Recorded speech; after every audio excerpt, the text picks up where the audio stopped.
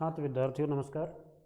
आज हम पढ़ेंगे बालक की अभिवृद्धि एवं विकास की पहले की क्लासों में हमने शिक्षा मनोविज्ञान के अर्थ प्रकृति क्षेत्र के बारे में पढ़ा और शिक्षा में मनोविज्ञान का क्या योगदान है ये पढ़ा। आज हम बालक की अभिवृद्धि एवं विकास पढ़ेंगे। अभिवृद्धि एवं विकास, ग्रोथ एंड डेवलपमेंट।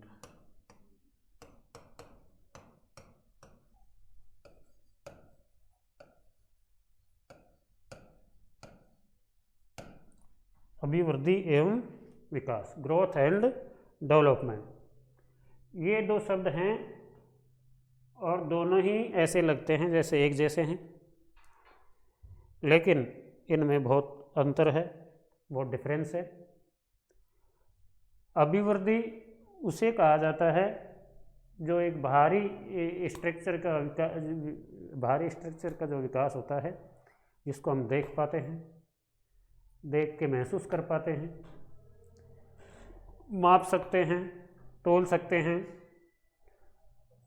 ऐसे जो बाह्य जो विकास होते हैं, बाह्य स्वरूप जो विकास का जो बाह्य स्वरूप होता है उसे कहते हैं अभिवृद्धि। अभिवृद्धि कुछ समय पश्चात जाकर के रुक जाती है और विकास आजीवन चलने वाली प्रक्रिया है।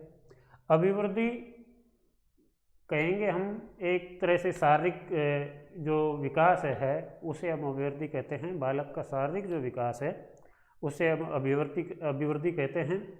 और बालक का शारीरिक एवं आंतरिक, शरीर के साथ साथ आंतरिक उसकी योग्यता, स्तर, रुचि, मन, बुद्धि, व्यक्तित्व, व्यवहार, इसका जो विकास होता है इसे क्या कहते हैं? विकास। केवल शारीरिक जो परिवर्तन होते हैं उसे अभिवृद्धि कहते हैं, जो बाह्य परिवर्तन होते हैं उसे अभिवृद्धि कहते हैं। और जो बाह्य और आंतरिक दोनों परिवर्तनों को मिलाकर के, आंतरिक जिनको हम महसूस नहीं कर सकते, माप नहीं सकते, तोल नहीं सकते, वो आंतरिक परिवर्तन होते हैं, जैसे रुचि है, बुद्धि है, व्यक्तित्व है, उसका व्यवहार है, उसकी क्षमता है। इन चीज़ों को हम नहीं तो माप सकते और नहीं तोल सकते। तो ऐसे बाह्य और आंतरिक परिवर्तन दोनों जो मिलकर के जो स्थिति पैदा करते हैं, तैयार करते हैं, उसे कहते हैं विकास। और अभिवृद्धि वो होती है जिसमें केवल बाह्य परिवर्तन होते हैं, जैसे शारीरिक विकास।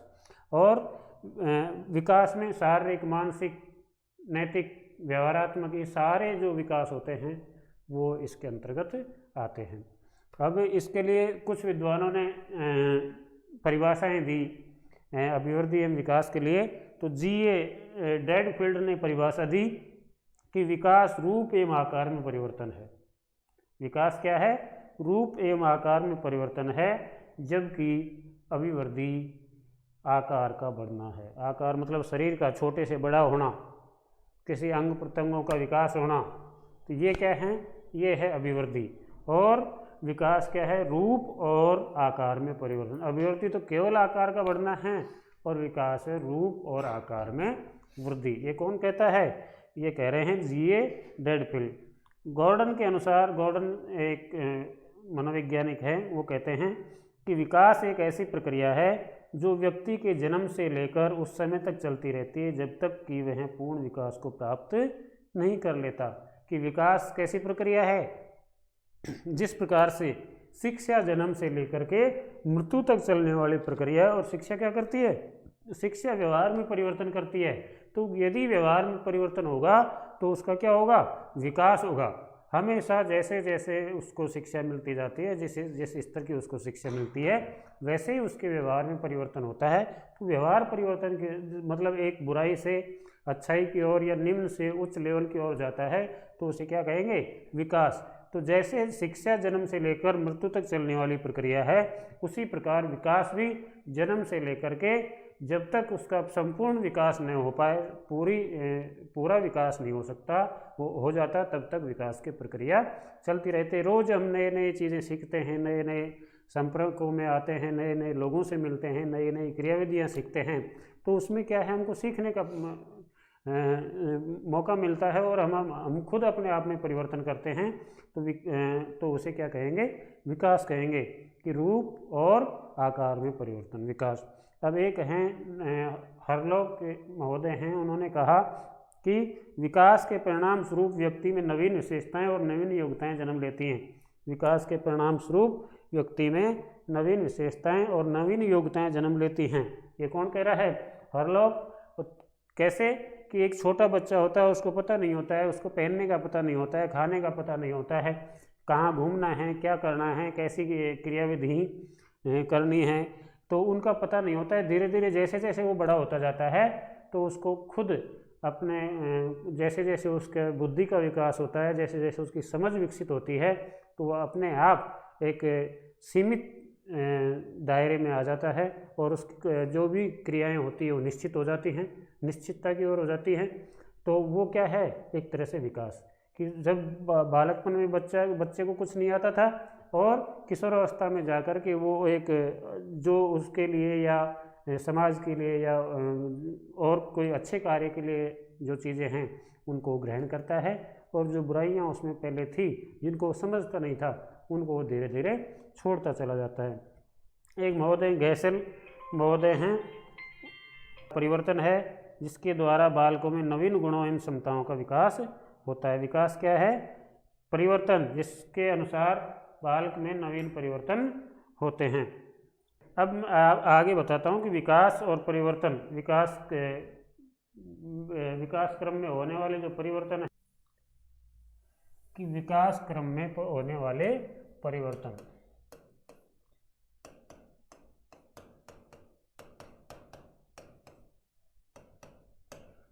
विकास क्रम में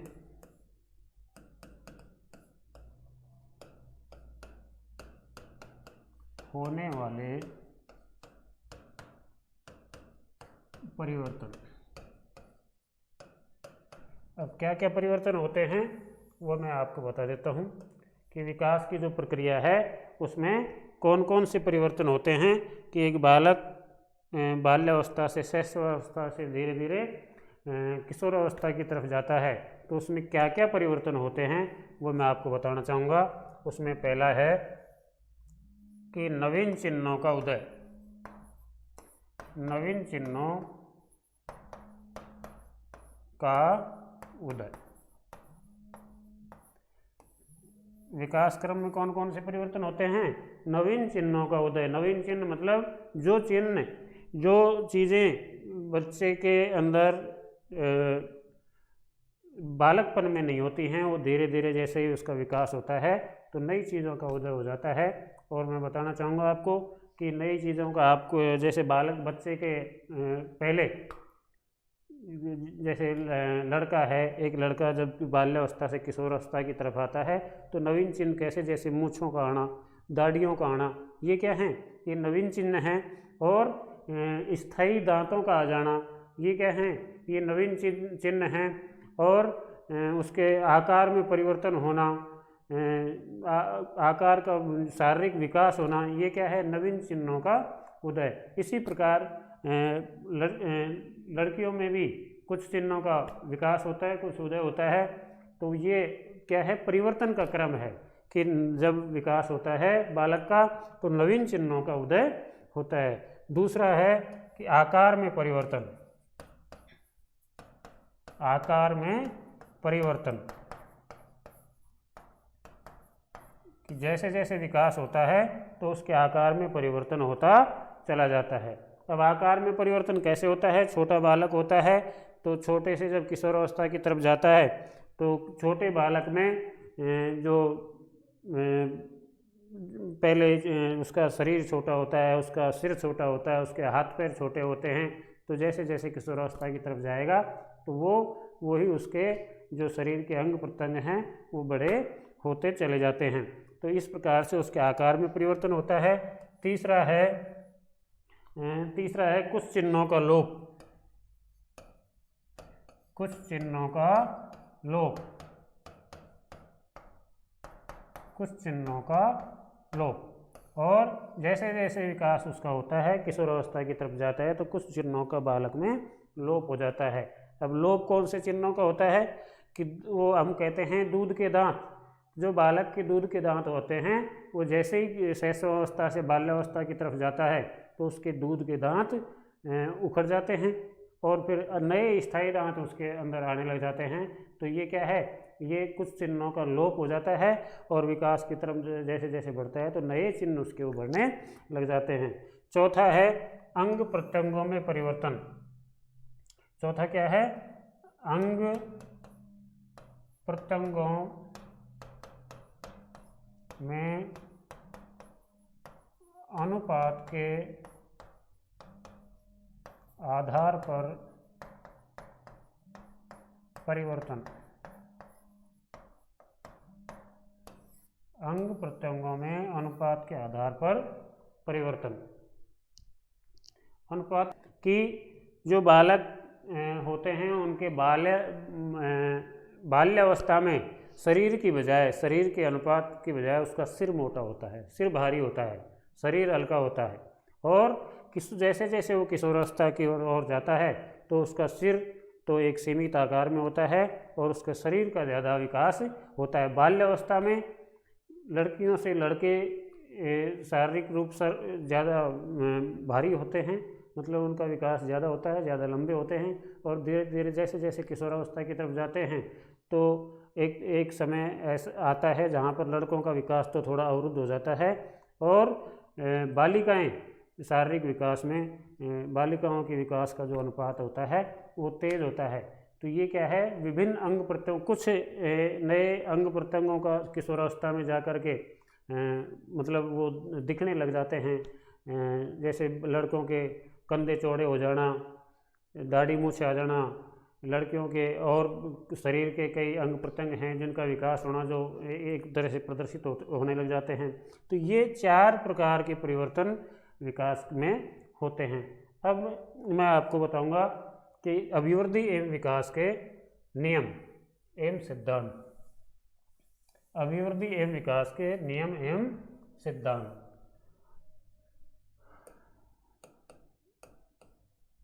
अभिवृद्धि एवं विकास के नियम एवं सिद्धांत। अब नियम एवं सिद्धांत में क्या है, इसका क्या सिद्धांत है विकास होने का, वो है समान प्रतिमान का सिद्धांत। पहला है समान प्रतिमान का सिद्धांत। समान प्रतिमान का सिद्धांत। समान प्रतिमान की विकास सभी का समानता की ओर चलता है। शैशवावस्था से बाल्यावस्था में, बाल्यावस्था से किशोरावस्था में जैसे जैसे बच्चा बढ़ता जाता है वैसे वैसे ही उनका विकास होता जाता है। दूसरा है सामान्य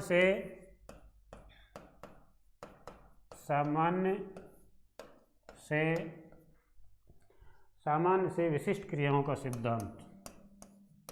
सामान्य से विशिष्ट क्रियाओं का सिद्धांत।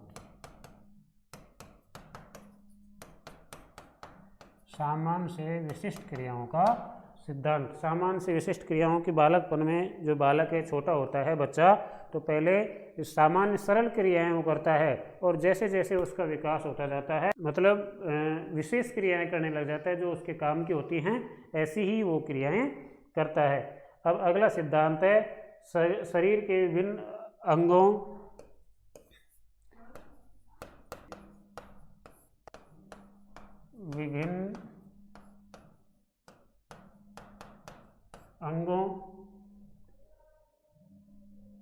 सर के विभिन्न अंगों के विकास की गति में भिन्नता का सिद्धांत। अंगों के विकास की गति में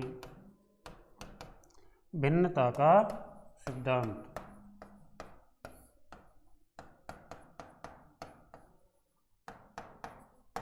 शरीर के विभिन्न अंगों के विकास की गति में भिन्नता का सिद्धांत, मतलब मैंने बताया अवस्था में लड़कियों का कुछ अलग विकास होता है, शैशवावस्था में अलग होता है। सिद्धांत जो है कि विभिन्नता का सिद्धांत, लड़कियों में अलग परिवर्तन होते हैं, लड़कों में अलग परिवर्तन होते हैं। अब है सतत विकास का सिद्धांत।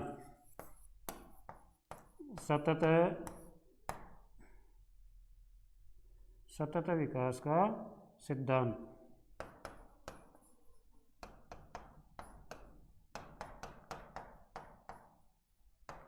सतत विकास का सिद्धांत। सतत मतलब लगातार, विकास लगातार होता रहता है। सतत विकास का मतलब कि विकास कभी रुकता नहीं है और विकास लगातार होता रहता है। कुछ न कुछ परिवर्तन विद्यार्थी में आते रहते हैं, बालक में आते रहते हैं, तो इसे कहते हैं सतत विकास का सिद्धांत।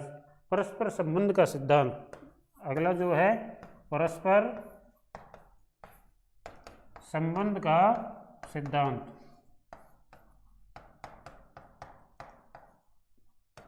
परस्पर संबंध का सिद्धांत। जो भी विकास होता है उसमें आपस में कुछ न कुछ संबंध होता है। परस्पर संबंध मतलब एक जैसे जैसे विकास होगा, एक अच्छे उच्च लेवल के बच्चे का, उच्च आर्थिक स्थिति वाला, उच्च सामाजिक स्थिति वाला बच्चे का जो लेवल एक अच्छा होता है उसका विकास अच्छा होता है। एक निम्न लेवल पर जिसके कुछ आवश्यकताओं की पूर्ति नहीं होती है उसका निम्न गति से विकास होता है। तो ये क्या है, संबंध का सिद्धांत, कि विकास एक दूसरी परिस्थितियों से संबंधित होता है और उन परिस्थितियों के अनुसार ही उसका विकास होता है। विकास की दिशा का सिद्धांत। अगला है विकास की दिशा का सिद्धांत। विकास की दिशा का सिद्धांत मतलब विकास एक निश्चित दिशा की तरफ होता है। विकास की जो दिशा होती है वो निश्चित होती है, वो इधर उधर भटकती नहीं है। तो विकास की एक निश्चित दिशा होती है। अगला है व्यक्तिगत विभिन्नता का सिद्धांत। व्यक्तिगत विभिन्नता का सिद्धांत। सातवां है व्यक्तिगत विभिन्नता का सिद्धांत।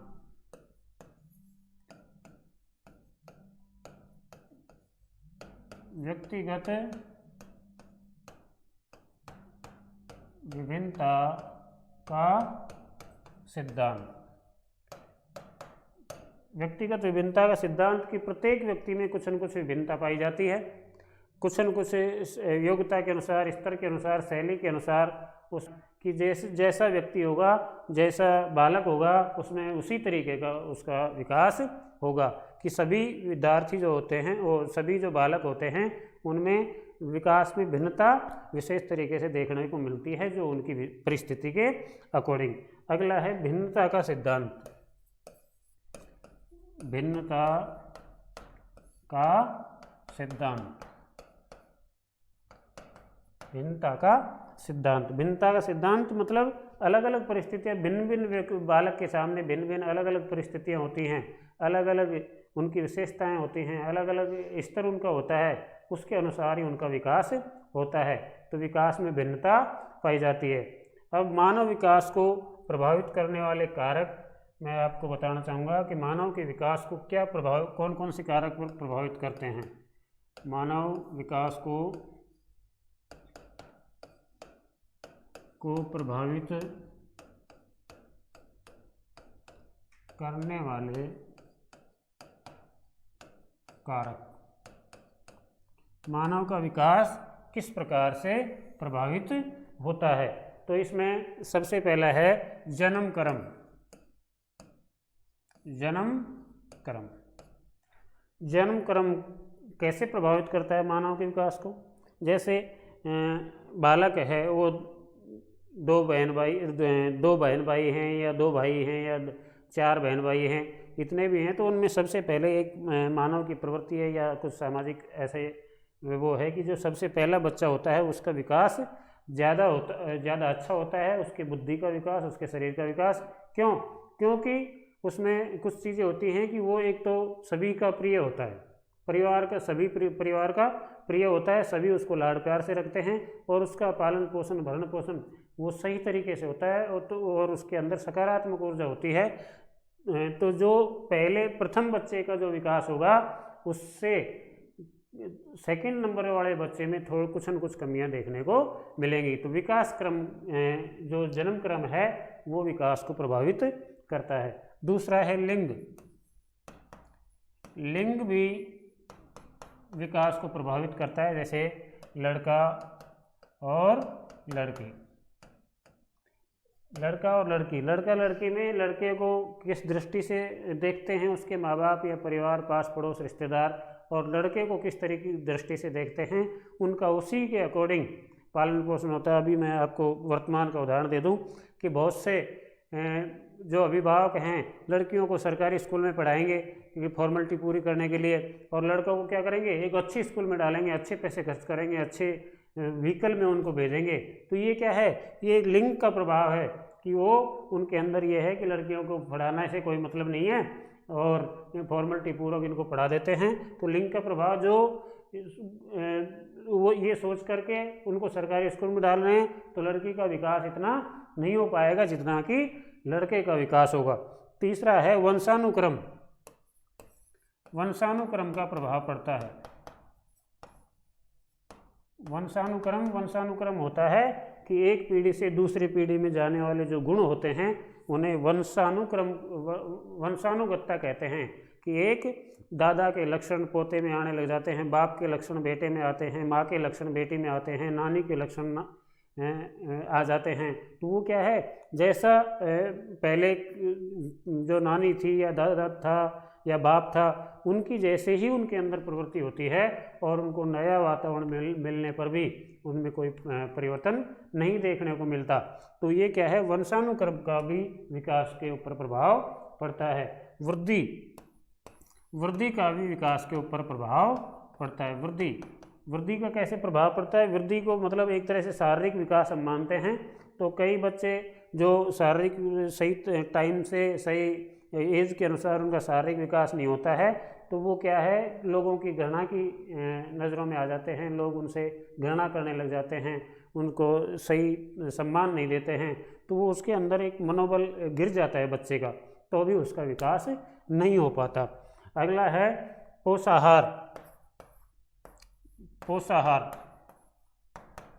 पोषाहार मतलब पालन पोषण, खाने पीने की वस्तुएं, कि एक बच्चे को अच्छी चीज़ें मिल रही हैं खाने पीने की और एक बच्चे को अच्छी चीज़ें नहीं, अच्छा होगा और एक का विकास अवरुद्ध हो जाएगा।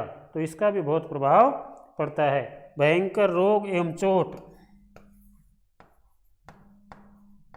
भयंकर रोग एवं चोट, हमारा बढ़िया अच्छा सब कुछ चल रहा है और अचानक से हम बीमार हो गए या हमको अचानक से जाते जाते एक्सीडेंट हो गए, तो जो हमारे विकास की जो क्रम चल रहा था उसमें क्या आ जाती है, अवरुद्ध आ जाती है, और जो गति हमारे विकास की होती है वो गति रुक जाती है और उसके ऊपर बहुत ज़्यादा प्रभाव पड़ता है। वापस उसी स्थिति में आने के लिए बहुत समय लग जाता है और हम विकास में पिछड़ जाते हैं। वातावरण का बहुत प्रभाव पड़ता है। वातावरण का प्रभाव बहुत पड़ता है। एक ठंडे इलाके में रहने वाला व्यक्ति को अचानक मान लो गर्म इलाके में भेज दिया जाता है, तो उसको वहाँ पर जो क्लाइमेट है वो सूट नहीं करता, या गर्म वातावरण वाले को ठंडे इलाके में भेज दिया जाता है तो उसको वहाँ का वातावरण सूट नहीं करता है, या एक शहरी व्यक्ति को गांव में भेज दिया जाए कि उसको बोल दिया जाए कि ये काम करो, तो उसको वो कार्य वो सही ढंग से उस जिस गति से वो चल रहा था वो गति उसको नहीं मिल पाती, उस गति को वो पकड़ नहीं पाता। तो ये भी वातावरण भी विकास में बाधा उत्पन्न करता है। प्रजाति, अगला है प्रजाति। प्रजाति का मतलब मानव की अनेक जातियाँ होती हैं, अनेक प्रजातियाँ होती हैं, अनेक वर्ग होते हैं, अनेक उसकी परंपराएं होती हैं समाज के अनुसार, वर्ग के अनुसार। तो उनमें भी वो जो उनकी परंपराएं होती हैं, नियम कानून सामाजिक होते हैं, वो भी विकास को प्रभावित करते हैं। कई चीज़ें ऐसी होती हैं जो उनका समाज एक्सेप्ट नहीं करता, उनका समुदाय एक्सेप्ट नहीं करता करने के लिए कि ये नहीं कर सकते, वो नहीं कर सकते, तो भी विकास में वो बाधा उत्पन्न करते हैं। दूसरा है शुद्ध वायु एवं प्रकाश। शुद्ध वायु एवं प्रकाश, शुद्ध वायु एवं प्रकाश। यदि वातावरण शुद्ध रहेगा तो व्यक्ति का विकास भी शुद्ध रहेगा, वातावरण शुद्ध रहेगा तो व्यक्ति का विकास भी अशुद्ध हो जाएगा, कि जैसा वातावरण होगा वैसे ही उसका विकास होगा, वैसे ही उसको आगे बढ़ने के मौके मिलेंगे। कि वातावरण वायु शुद्ध है तो हमारे अंदर एक ऑक्सीजन की पूर्ति होती रहेगी, तो हम बोर नहीं होंगे, हमको किसी कार्य में करने में थकान का अनुभव नहीं होगा। ये सारी चीज़ें किसके ऊपर करती हैं? शुद्ध वायु, वातावरण के ऊपर, और प्रकाश। मान लो एक अंधेरे कमरे में हमको बिठा दिया जाए और पढ़ने के लिए जहाँ कम रोशनी है, और हमको किताब दे दी जाए कि यहाँ आप पढ़ के तैयारी कर लो किसी चीज़ की, तो वहाँ पर क्या है, हमारे आँखों पर बहुत ज़्यादा प्रभाव पड़ेगा और हम लंबे टाइम तक पढ़ नहीं पाएंगे, और हम जल्दी ही हम मेंटली डिस्टर्ब होंगे और थकान का अनुभव करने लगेंगे, तो वो भी विकास को अवरुद्ध करता है। अंतःस्रावी ग्रंथियाँ,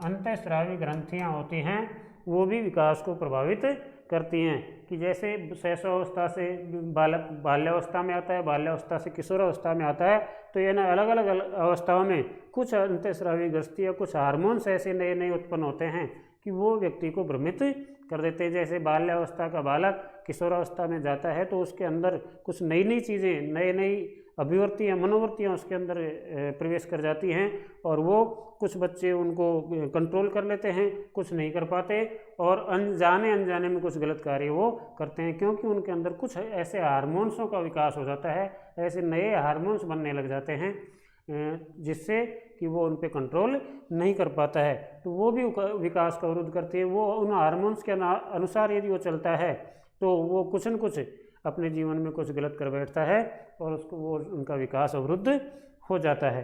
तो ये हैं विकास को प्रभावित करने वाले तत्व। और आगे